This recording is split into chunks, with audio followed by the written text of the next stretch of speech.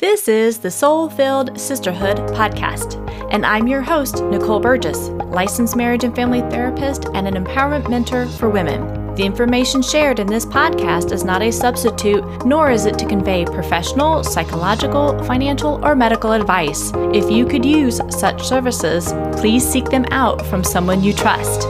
Now here is today's episode. Episode 60. Well, welcome. If you are not on my email list, I'm going to encourage you to go out to NicoleBurgessCoaching.com/mindfulness, and you can get some free meditations for you to download and help keep you up to date regarding my self-care summit that is going to be in October. It's actually called Self-Care Summit, Improve Your Bottom Line and Your Personal Life. It's really geared towards those of you who are entrepreneurs. And my upcoming guest on this episode, Lisa Peterson, is actually one of my guests on this summit. So again, go out to NicoleBurgessCoaching.com/mindfulness, and that will get you the meditations, but also get you signed up on my email list. Now, here is today's episode. Well, welcome, sisters. I am so excited about this next guest. I have Lisa Peterson on today, and she is passionate about helping people to heal on all levels and expand into their greatest potential. She is honored to witness thousands of financial healings with people from all walks of life. Lisa's soul-based desire is to elevate the consciousness of the planet by helping people heal their relationships with money. And ladies, you know this is one of my topics I love to talk about and explore, and we get to dive in really deep today with Lisa.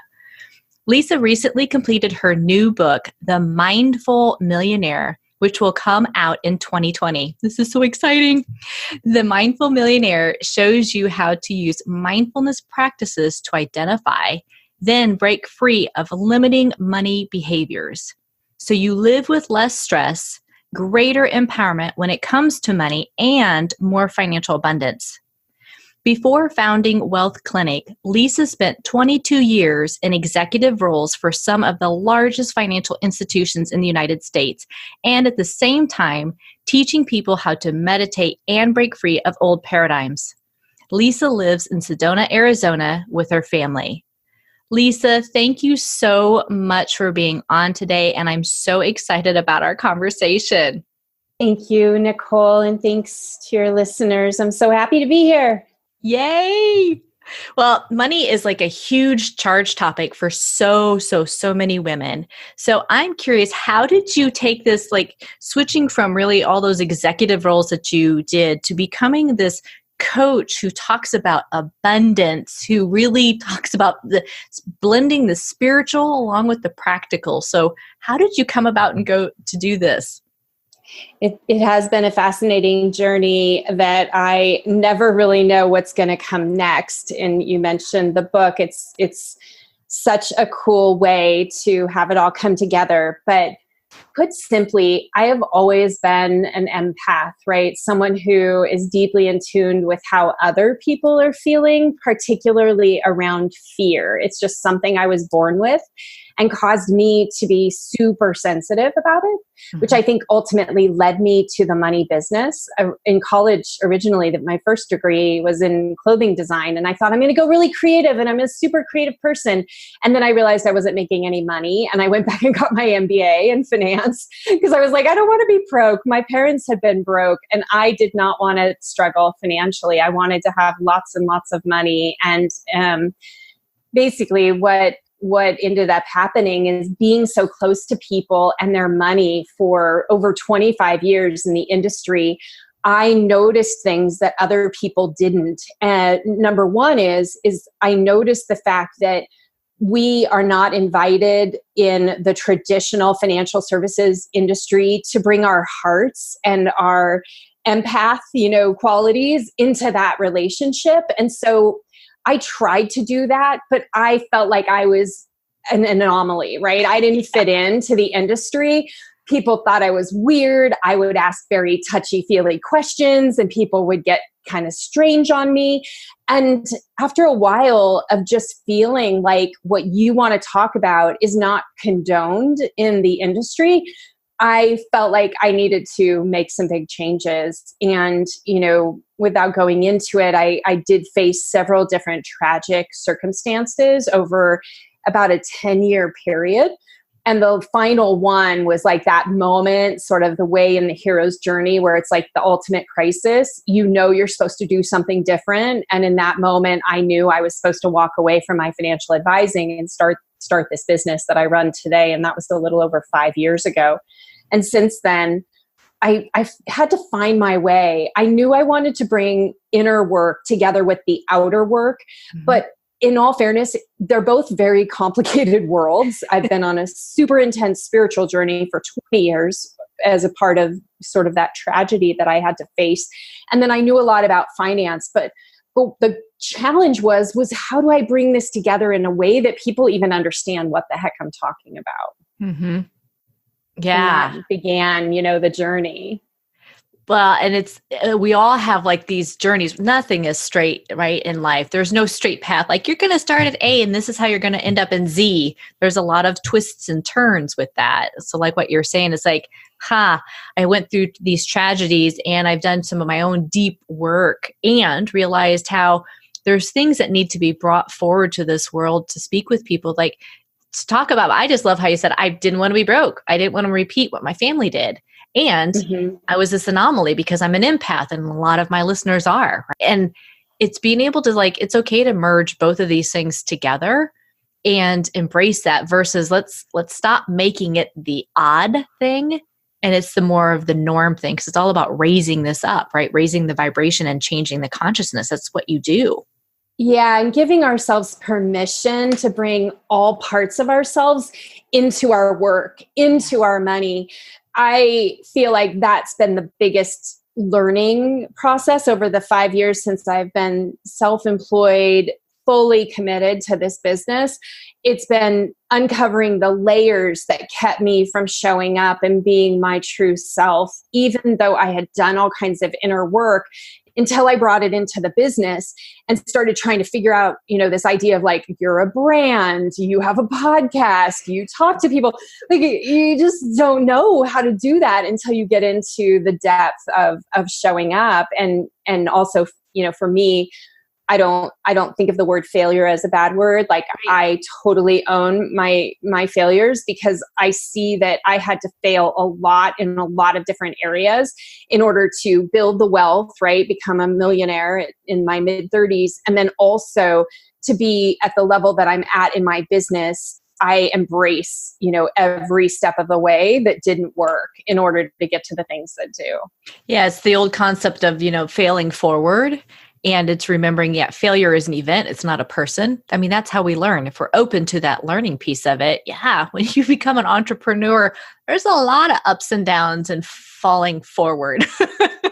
Yeah. And the idea that you have to pick yourself up without actually knowing that it's going to take you anywhere good, those are some very interesting chops to be able to build up. Like, I'm going to keep going. I feel like crap. I don't know if what I'm doing is working. And yet I'm going to keep going. Like that in and of itself it teaches you what you're really made of. Yeah. And there's a lot of courage in that. And one way you talked about at the beginning too, of, really picking up on people's fears and worries and anxieties, right? That's also helping them the way one is changing that relationship with that part of yourself, right? That likes to come up and says, oh, we can't do this type of thing. And it's being able to, when you keep taking those steps forward, even when it is very messy, that's how you're building confidence and your own courage to say, I can do this. I can brush myself off, see where this is going to go, because everything's an unknown in life. We can plan it, but the reality is we can't make it like this is exactly how it's going to happen. It's going to unfold how it's going to unfold. That's part of it. So true. So true. Early on, I was really fascinated by asking entrepreneurs. It was actually the seed. I have about 240 podcast episodes now. And when I first started out, it was all about where did you fail? I wanted to interview people of like, who are entrepreneurs who were successful. I wanted to hear all their stories of failure, because I was like, if I hear enough, after a while, I'm going to believe that it's okay if I do it. Yep. Kind of funny. Yeah. But again, that's part of our learning process, right? It's just like, it's normalizing so much of this. It's like, it is okay. Like you said earlier, it's really a lot of this is, especially I think for women, is giving ourselves permission to have the messiness, to not know everything, it's breaking those old, thought patterns and belief systems that really don't serve anymore. And it's like, it's okay for it to be messy and move forward. Right. I mean, in the time when I was in the corporate world, there, especially in finance, there was still this like feeling of women proving themselves and having to outwork everybody else in order to get a promotion. You couldn't you had to stand out. And I think when you bring those qualities of like, I have to outwork everyone, I have to have everything be perfect, I have to be awesome in every way in order to be successful in my corporate career, which I totally subscribe to, then bringing that over to being an entrepreneur is not a good place to be. And you have to unlearn that, perfection is not what people are going to be looking for as a business owner. They're going to be looking at value, right.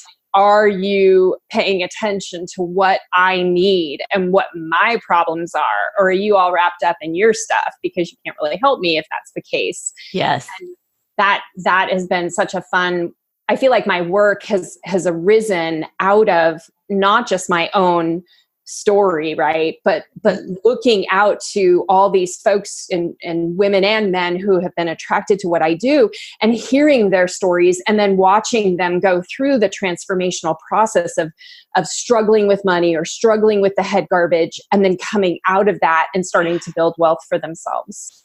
Oh, it's so beautiful when you get to witness that and watch that and help them with that. Oh, so cool. Yeah, they teach us a lot. They do. That's the beauty of being in this work, for sure. Well, I want to pivot just a little bit, and I want us to talk about, again, part of how you work is you really bring in a lot of the mindfulness and the spiritual stuff. And you talk quite a bit about chakras. I know you've been on many other podcasts, and like you said, you've got over 200 on your own podcast. Can you share with my listeners, if they're not familiar with like, what are chakras? What are they? Beautiful question. So this goes back over 3,000 years in Hindu culture, where it originates from Patanjali. But what really the teaching is around these energetic centers that run up from the base of the spine to the crown of the head. There's 7 main chakras, and then there's hundreds that go beyond, but I focus on the 7 main chakras. And the idea is they give us a map of consciousness, of our awareness as we're living our human life, and also, going into this idea of true self. But what the teaching is, put simply, is as the chakras come into balance and harmony with one another, we awaken to our true self. And so any work that can be done on each of these 7 chakras is helping us kind of, if you think of it like a journey, go through the journey of life to awakening to the truth of who you are and your authentic expression in the world. And so at every stage, starting from the root, going up to the crown, you awaken to this part of yourself that's kind of trapped away for many of us. And the way I think of the chakras when they're not balanced is they're kind of like sludgy, like they're not moving, they're not in flow with life. They're like energetic blocks, right? We'll go really woo-woo. These energetic blocks occur. And the way we know they're happening for me is I've created a model based on the chakras where each stage represents things that are happening in your relationship with money. And so you can say, oh, this is what's going on. And then look back and realize that, oh yeah, how interesting. It's my throat chakra that's out of balance for me. And when I get that humming along, it's going to be easier for me to speak my truth, be able to trust. That's the 5th chakra. at the throat is a lot about trust and integrity and authenticity. And the way I translate that to money, for example, is around investing and working with partners and helping you to, create a portfolio and having that portfolio reflect your deepest and most, profound thoughts about the world. Maybe you invest more focused on socially responsible investing, for example. Mm-hmm. Like that's all throat chakra stuff. So like I've used that as a map to help people better understand their relationship with money. How fun. They're shaking my head. I'm like, oh yeah, this is great. And I loved how you gave the example too of the throat chakra and how you correlate both that and the money. So how do people, I guess, kind of find out where they're stuck? I know that's part of the coaching that you do with them. Is there something that you kind of start people out so they can even, one, start to gain to understand where their chakras, where they're stuck, where they're not stuck? How does that process really work with when they work with you? Yeah, fun story. I created a quiz about 2 or so years ago, and I've been time testing it. We've had about 35,000 people take the quiz over that time frame. And I use it Facebook, so that's where typically people find it. You can also find it on my website at wealthclinic.com. But you take a quiz that has 9 questions, and it's asking you about your experiences with money, but it translates and it spits out like this is the chakra that's coming up as the most prominent based on how you answer these questions. And I want to laugh for a second about this, because this is one of those divine synchronicity. A quiz company reached out to me. I was like, really? I don't know how to do this. And I started playing with their model, and next thing you know, this quiz was created. And I kid you not, it was so intuitively created that I wasn't sure if it was accurate. And I have made very minor changes to the model behind the scenes, but I have time tested it over and over and over again. And I'll get people who are in my workshops and I'll say, can everyone go and take the quiz now and tell me, did the results synchronize with what you ultimately found by reading the book and doing the work? And most of the time it does come back with that accurate answer. And I'm just like, not a lot of science, very intuition based, but I just trusted that I was discovering something. And it turns out that the quiz has allowed me to validate that I'm really in the right track. And that ultimately, I think, even had something to do with me having St. Martin's Press buy the book to be published,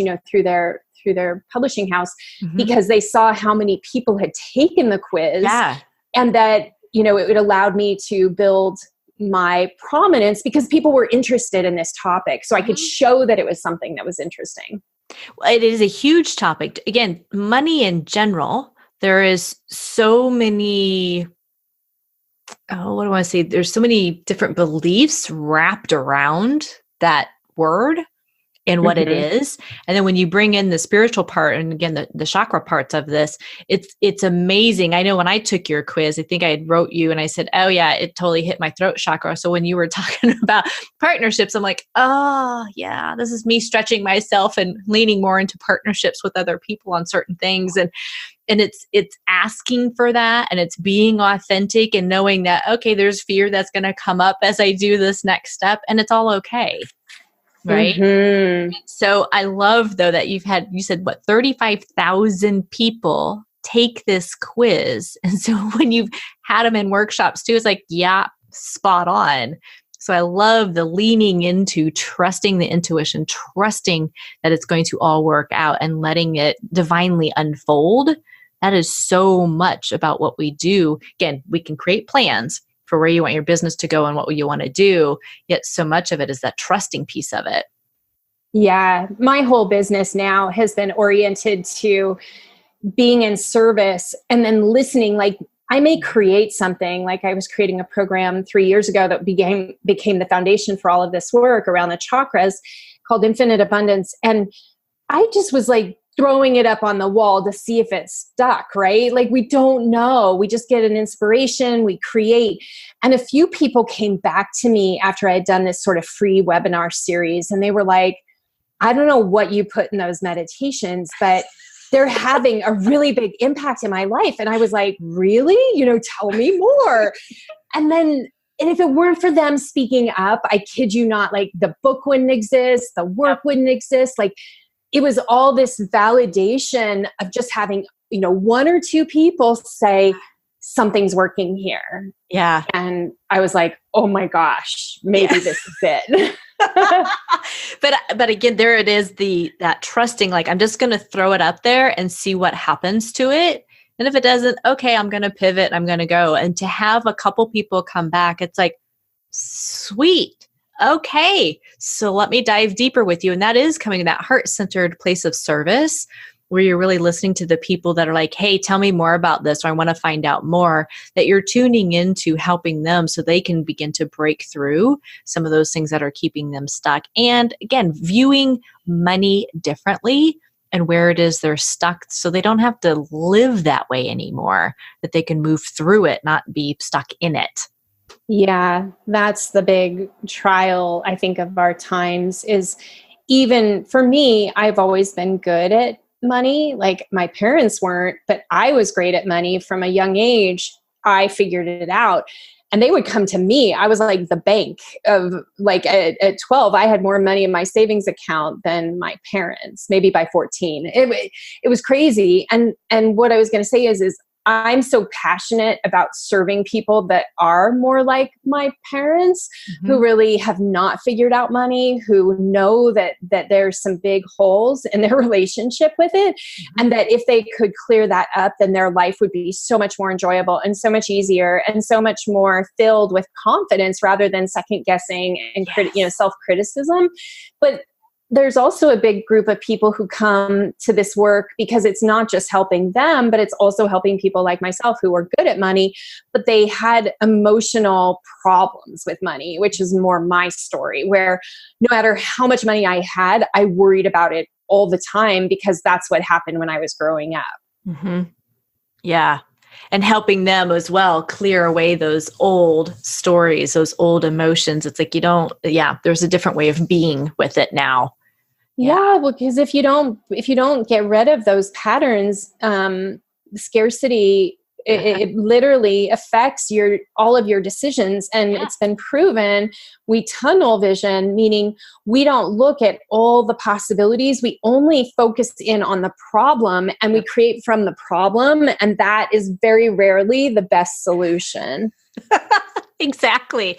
Well, and truly, we know our brains are wired to go to the negative, but like what you're saying, when we're stuck in the scarcity piece of it, every aspect of your life gets impacted by that. And so, it's like there's constriction in it, not, as you were saying, the opportunity, expansion, growth, observation. And that's a whole different way of being when you look at it that way. And even our conversation, like, I hope, people feel so compelled, but if you go back and you listen to the beginning of this conversation, again, from this perspective, I'm also teaching what it looks like on the other side, because the reason, coming to terms with failure has been such a positive teaching for me and other ways of overcoming fear in my life. It's like all of this work, I practice it. It's the reason that I can look at life and I can look at my money with such great optimism and hope, because I'm not stuck in all these patterns that I was living in for much of my life anymore. Right. Well, and I think that is it. So much of what I talk about on the podcast is self-care and taking time for self and self-reflection, because that's how we're going to grow. If we don't pause and look back, like, where did I come from? What were some of the stories I was told? Where are the patterns where I keep getting stuck? And then look at that. So like what you're saying is like, I can now shift it, because everybody has the ability to truly shift that if they're willing to look at it and get kind of messy, because sometimes it really is. It's like you can begin to do it differently if you choose to. Totally. And it is not like, I do not teach overnight success by any stretch. It doesn't exist. Yeah. Like knowing that knowing where your problems are stemming from is incredibly healing in and of itself if you feel like you have been looking for that answer for a long time. So narrowing in on the problem does make you feel better because you're like, oh, well, now I know what to work on. At least I know that. But then once we start to change things, and I'm really big on helping people have really profound breakthroughs around the cause of the belief system that they've created. So the chakras help me focus in on where is the problem. But typically there are these stories that we have trapped in time, often before the age of 7, that have caused us to be thinking the way that we do and showing up with money, all related back to not feeling like we're enough, not feeling like we're worthy, not feeling like we're lovable, so on and so forth. But my skill set is so honed in doing breakthrough work where I can work with somebody in a very short amount of time and literally have that belief system fall apart by going back and retracing what happened and recontextualizing the experience so that now it's no longer causing the problem. But even from that moment, and the book is teaching you how to do this for yourself, by the way, but even once that happens, we still begin a new journey forward of like, okay, well, how am I going to construct my relationship with money differently now? And that's where it takes the time. The more, and that may be a year, that may be 5 years, that may be 10 years. But if we know where we want to head, then we can get there. Like you were saying, like you have such a strength in the fact that you are on the right path and you are heading where you need to go. Yeah. And I think you've hit it too, right? To me, I know change can happen in an instant when we literally kind of catch that, oh my gosh, that's the story. And I'm going to begin to think it differently. It's like, boom, there's the shift. There's the beginning of it. Right. But like you're saying, to sustain it and to embody it and to bring that more fully into your life and at a deeper level, there is where that time takes it. It's like, it's really practicing it in different areas of your life. But first and foremost, it's having the awareness and saying, okay, now I'm ready to shift it and change it, and that work together, right? So I think coaching is so cool because you can make these changes, as you're saying, like to move forward, and you hone it in, like, here's where we're seeing it. Here's where the story is. Now let's do it differently. Yeah. The thing too that comes to mind as you describe that is I'm an unusual bird in that I love this inner work. What I teach is the yin of money, this inner reflection. And I also like to get stuff done and make things happen. And so being able to master the art of going in and then bringing it out into the physical experiences with money, for example, is an art form. It's not a science. It's like you're going to probably have to change the way you look at things. I'm really good at that. I write about it a lot, but I have noticed that a lot of people really struggle with what do you do after the breakthrough? Like, where do you go after that? And in all fairness, like I'm trying to put as much of this as I can in the book, but there are some things, like you said, where we do need to have some time with people because they're not naturally, this is not a natural, easy thing for them to do. Mm-hmm. Yeah, exactly. Well, and again, like for your book that's coming out, you can go so far with it. And most of my listeners, right, they're very introverted, they're HSPs, highly sensitive, and they love books. I mean, I do. A lot of people I know do. And so there's so much you can glean from that. And like what we're talking about, it's like that next step is working with somebody, or even if you've got another friend or something that you can work with too, that helps us really, again, take it to a different level, because we all have our blind spots. And to be able to have it reflect it back and take action on it, and having somebody that helps hold that, help you hold yourself accountable. That's a big piece of this. Definitely. Yeah, it's a both and in this. It's not an either or. Yeah. So true. Love it. Well, I'm curious, Lisa, is there certain kind of things, tips or ways that you can share how to help for some of the, just like the clearing process in general. Like, what are some things women can do if they know where they're stuck right now and which chakra that they're actually stuck in regarding their money stories? What are maybe some ways that they can begin to get that sucker spinning in the good direction and clear it out so that it's not all murky and mucky and all of that? Yeah, there's two thoughts, and maybe you tell me which would be most helpful to feature. So one is we could take them through what these 7 sort of experiences are and which chakra they relate to. We could also talk about what the meditation or what the practice looks like inside of each of those chakras, just to give them an example. How about we go with the first one so they Perfect. can kind of start to figure out, what really resonates with them. Perfect. So the model, like I said, it starts at the root, the base of the perineum, and this is the root chakra. It's red. It's all about safety and security, being part of the tribe. The way it shows up with money, if we have a problem with it, is typically money is not coming in consistently so that we can take care of all of what we need and want. Or if it's coming in, like what I was saying for my own self and my mom, this was her big chakra that she struggled with, is no matter how much you have, you're still worried about your own safety and survival. So that's the first one. Mm-hmm. Then you move into the sacral. So that's like in the area of the tummy, a little lower than your belly button. This is orange. And this one is all about worthiness and feelings and creative. It's like a creative center, creative creation center. But what happens here with money is we find ourselves spending more than we have coming in. We find ourselves getting in debt. We find ourselves not feeling worthy of having money, like holding on to it and having a really beautiful relationship with it. So that's number 2. Number 3 is in the solar plexus. This is yellow. It's the power chakra is how it's thought of.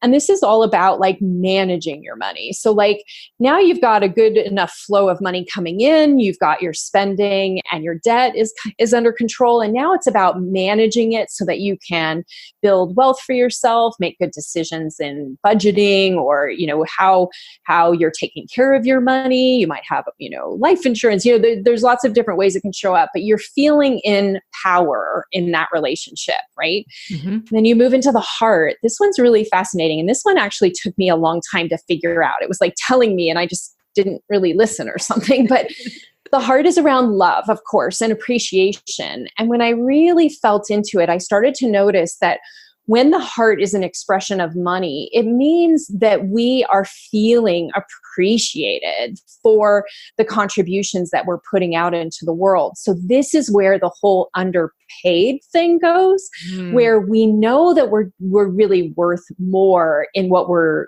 getting back, but we're not. And so under earning is one symptom that there's something going on with the heart chakra. And it gives you an idea. It's also the other way is thinking about it being giving and receiving need to be in harmony with each other, because if we're giving and not receiving back, there's a deficiency on our side. It's hard to fill that cup up over and over again. But money is one way to express that. We want it to be in harmony. We want to be giving our money. We give by paying for things. And we also want to be receiving that money back in the value that we give out into the world. So yes. Then the throat, I was mentioning that. This is about trust. This is blue. Oh, the heart is green. The throat is sky blue. And it is all around expression, right? So it's in that area where we talk and speak. But it's about trusting ourselves. So if we don't know anything about money, and maybe we've done all this other stuff, fine. But we get up to this point where it's like, I really don't know about investing. I really don't understand money.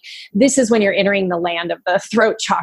Like you can't really trust yourself if you don't understand something. You need to understand it. So that's the idea there. We move into the brow chakra. This is the intuition. This is about me saying I created this survey, this quiz for people to figure out. Like it was all this intuition combined with my knowledge and expertise around money. That's how I created it. Like I trusted, but I also used all that I knew about money to make the decisions of how that calibrated at the quiz level. Does that make sense? Yes. Yep.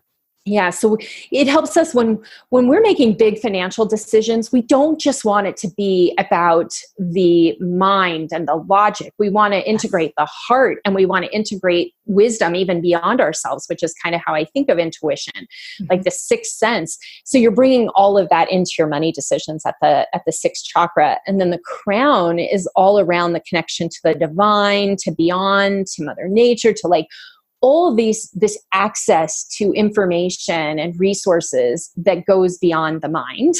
That's why it's above the mind. And the way it translates to our relationship with money, the sixth chakra is I am enough, and the seventh chakra is I am prosperous. Love it. Grounded in this very ethereal space, but also you have all this beautiful energy, rising up from the root. So it's in harmony with each other. And you've got this state of like, I am a prosperous person, regardless of what's going on with my money. I can still feel that way. And I get that right there, what do I want to say? That mindset of I am prosperous, no matter whether it's the actual money, the currency piece of it. It's like looking throughout your life to where you are abundant, to where you are prosperous, and embracing all of that.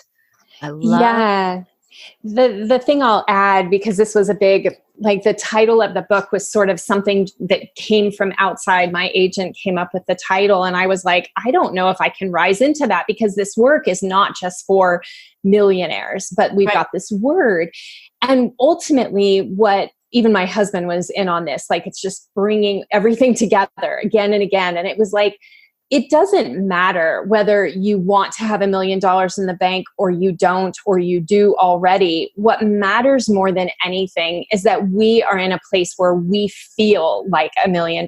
Like we feel the sense of ourselves that is so big and so powerful that we know if we wanted to create the money, we could, but we don't need to do that either. Like we may want a really non-materialistic, simple life, and we know how much money it takes to live that life, but it's not about the dollars. It's really about how we feel about ourselves. Yes, absolutely. And I know that comes through so clearly from your emails, from your podcast. It's like, yes, you talk about money, and it's so much more than money. It's weird. It's great that you say that, right? Because I don't know how I do it. I just try over and over again to communicate that. Well, and I think again, if for most women that I have met over all the years that I've been a therapist and now a coach, it's when it comes to money, again, there's that scarcity of not knowing how to maybe even manage money, not knowing how to do a budget, not knowing how to invest. And so that mindset of, either I'm wealthy or I'm poor gets so attached to the actual currency, the tool that we use to buy and sell and all that other good stuff. But what we're talking about, yes, that's one area. And it's more of looking outside of that too. Where are you abundant? Where are things flowing easier for you too? And it's one aspect of it. Right. Because gratitude, appreciation of where you're at. The way I wanted the book to be in the work is that it meets you wherever you're at, and it greets you and encourages you to love exactly what's going on, so that you can see how it's helping you to go in more of the direction you want to ultimately, right? But you can't get to where you really want to go if you're not appreciating and feeling some degree of understanding about why it took what you did in the past to get to this moment. Because if we don't reach that place, it will continue to serve as baggage for us. Right. It will weigh us down, and it keeps us from really accessing the parts of ourselves that we need to see more of. Yeah. Well, and like what you were sharing your story of how you've got to, where you were to where you are today. Again, not a straight line. There's like a lot of reiterations and transformations and changes, and you going through some really tough things and coming out on the other side. And, similar, it's like, I started out in the accounting world, and then I was a business analyst, and I did, went into therapy, but it's like all these things built upon one another. And I needed to go through those specific things in order for me to get where I am today. Is it easy? No. Is it, always challenging? No. I mean, you've got your ups and downs, but that is part of this. It's like what you're saying is accepting these where you are right now in this moment, that compassion for self as well, for all these parts that want to show up and be like, no, this can't, I don't want it anymore. And Yeah. all right. And so what can we do to shift that or to change that? And the gratitude that comes in, because that really does shift where you place your focus too. It's so true. And gratitude, I think, has kept me going. I was just thinking to myself, I wish that we could play like a video or audio of me 20 years ago, and you could feel how different of a person I was then compared to who I am now. Like, I feel like that speaks to this work more than anything, because I was someone who could not get out of my own way. I was my own worst nightmare. I hated myself. Yeah. And I was trying to create a career around, if I'm successful and I have lots of money, everything's going to be better about me. I didn't have a clue of what it meant to go through this transformational process, to find out that actually all those things that I thought about myself were not true. Yeah. But when you believe them, they consume you, and you project out. So it's not that I was just thinking that, like, I was doing shitty things in my life. Right. Like, I did a lot of crappy things. And so people now know me and they're like, no, I think you're exaggerating. I don't think you were like that. I'm like, I swear to you, like, I was a horrible person. No, just kidding. Like, not really that bad, but you know what I mean? Like, I was not so horrible to other people as much as I was to myself. And that's where it matters most. Yeah. Exactly. And I'm laughing only because I'm like, oh yeah, take me back 20 years. And it's like, wow, that woman, she was doing everything for everybody else and forgetting who she was. And it's like, yeah, totally different.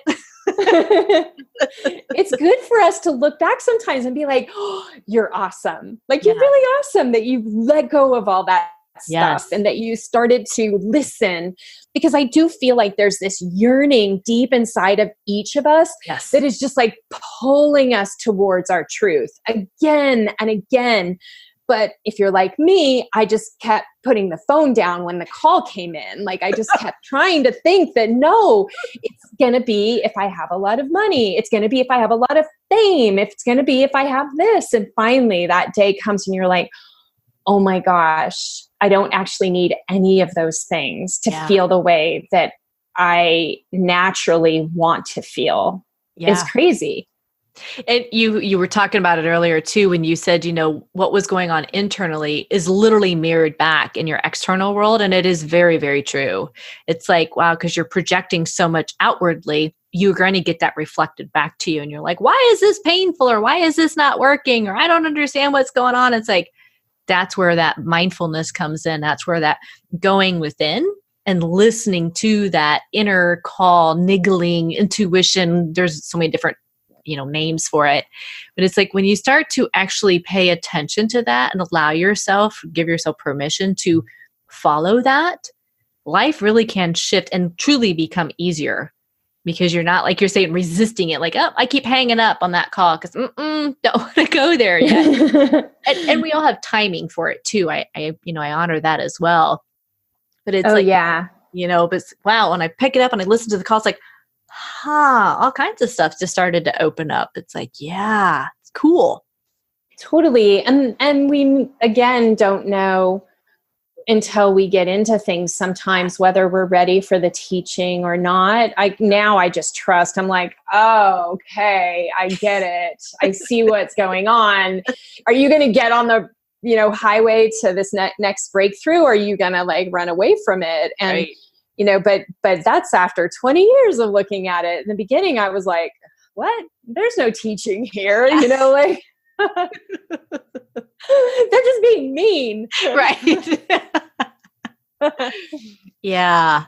Well, Lisa, I have to say, this has been such a wonderful conversation. And I have no doubt that my listeners, there is some nugget that has come through today that has resonated with them. And so, ladies, if this is the case, you can find out so much more about Lisa, all her programs that she has offered, stay up to date with the book that's being released, all her podcasts and the great guests that she has on, and her meditations as well. You can go out to wealthclinic.com, which is WEALTHCLINC.com. She also has this free gift where, again, what we were talking about, the diagnostic tool that she uses, the questionnaire. You can go out to thewealthflower.com and you can sign up for that and take that little quiz. It's a really cool thing to do. So, Lisa, I just want to say thank you so much for being on today and for truly following that inner voice you had going on and leaving the financial world so that you can impact our world in a much bigger and deeper way. Really appreciate what you do. Thank you, Nicole. It's been such a pleasure. I've had so much fun in this conversation, and I'm really excited for those who it sparks and gets you thinking more about your money, because to me, it's a really powerful, important lesson in life.